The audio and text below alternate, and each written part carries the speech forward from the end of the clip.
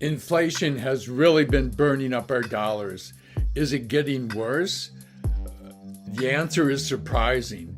And for this information and other surprising stock market news, because we have a very surprising stock market, we have to exercise good judgment and hang on.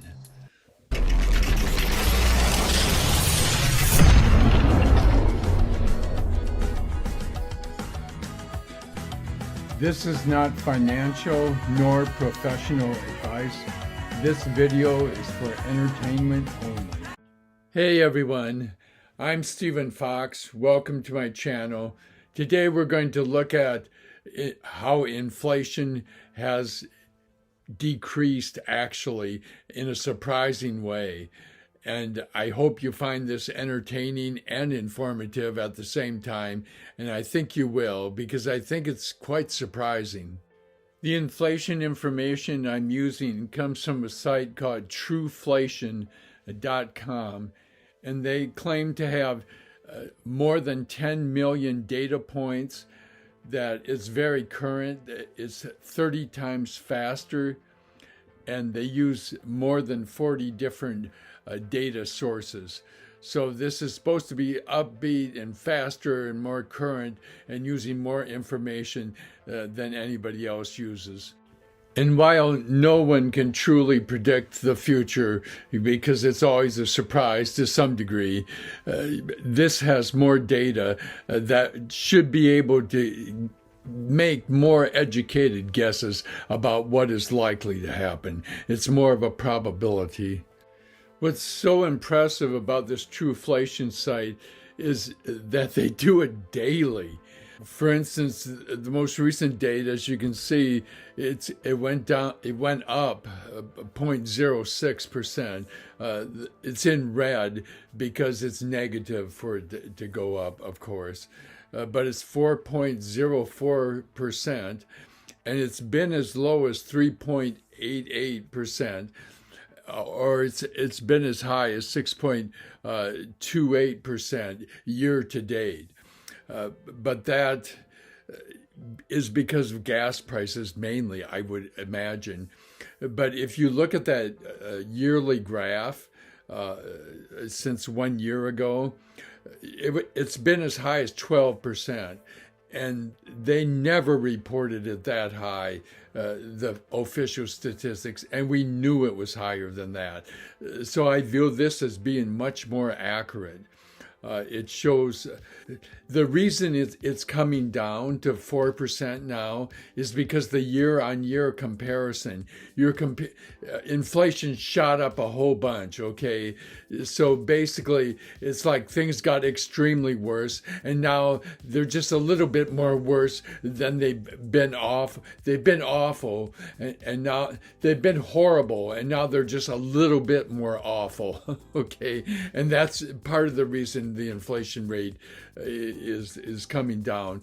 But also I think the gas price coming down has helped a lot too. And if we would get that war over in Ukraine and between Ukraine and Russia over, I think that would help even more. What's going to really move markets is the personal consumption expenditures, the PCE that comes out on Friday, March 31st at 8:30 Eastern Standard Time. It came in last time at 5.4%. If it comes in higher than that, the market goes down. If it comes in lower than that, the market goes up. It's that simple. You know, we could talk about the core and all that, but, you know, we want the full number because we think that energy and your groceries are important because that's what keeps you alive. And we're getting news which can be taken one of two ways. One is with job layoffs that companies are doing. The stock market seems to like it when companies are going to lay off employees, and more companies are announcing major layoffs. Both Disney and Lucid announce major layoffs. But While that will be good for profit, is that a sign that the recession is beginning? Remember, the only thing that's keeping us from going into a recession really is the good employment numbers. And the employment numbers come down, inflation will come down, but is that because we're going into a recession, which automatically brings inflation down? And the question is, have we seen the worst of the banking difficulties? It's possible because, as I pointed out in my last video, the federal government is really doing everything it can. Treasury and the Federal Reserve are doing everything they can to support the banking industry. And we can see just how dramatically the Fed has helped banks with this chart, which is a chart of the total assets on their balance sheet. The Fed bought all kinds of assets to support the economy during the pandemic. The total assets, which are mostly bonds of businesses, and they do this to support stocks, corporations, and the economy. Their total balance sheet went up to an unbelievable $9 trillion, okay? They started decreasing their balance sheet by selling the bonds, and they got rid of 600 billion, okay? But now with the banks having trouble, they've added back to their balance sheet. In the last 2 or 3 weeks, they put 300 billion back on their asset sheet, on their balance sheet, to support banks. Almost all of that went to support banks. I'm sure there's nothing else, no other reason they would do that. There's other good news in the stock market, hiding in the stock market, I almost want to say. Warren Buffett in Berkshire Hathaway, they made $450 million on Occidental Petroleum after an analyst gave it a favorable upgrade.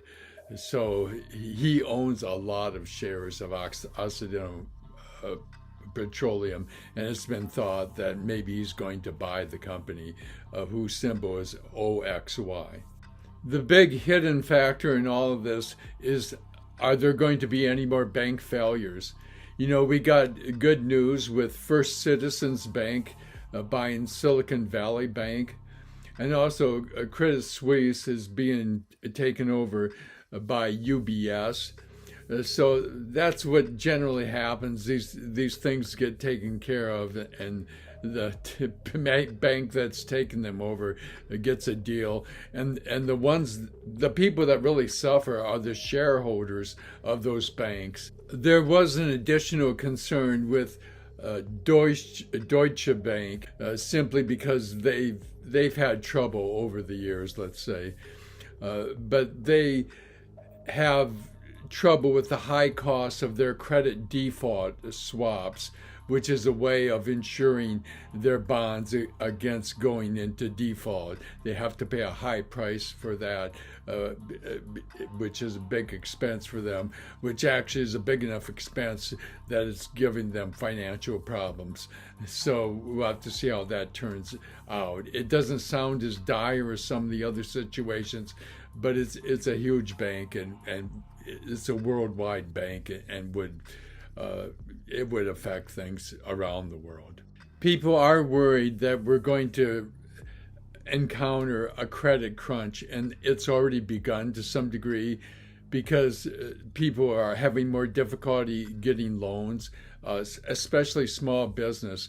Regional banks, which are having the most trouble, they tend to lend the most to small banks, because the large banks won't take the risk that smaller banks will take.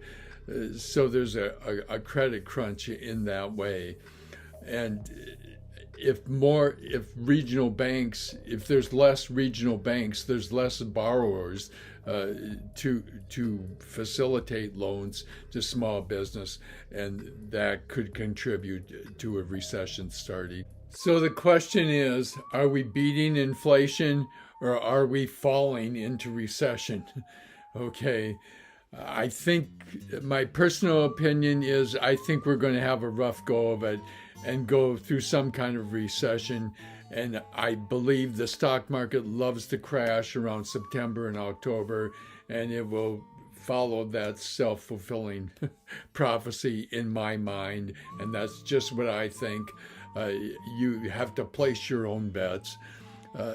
But I think it's just likely, and I think we go forward sometime in 2024. But it just depends on how deep the recession is. It looks like the federal government learned a lot from 2008 and is handling it as well as it can be handled, from what I can tell.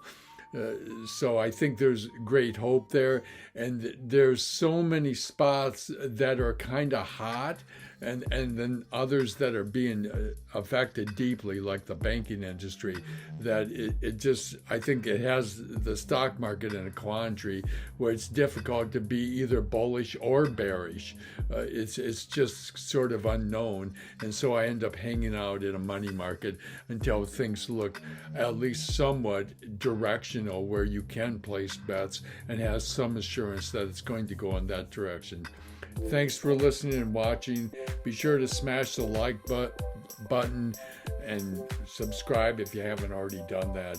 And that little notification bell is always possible. So thank you very much.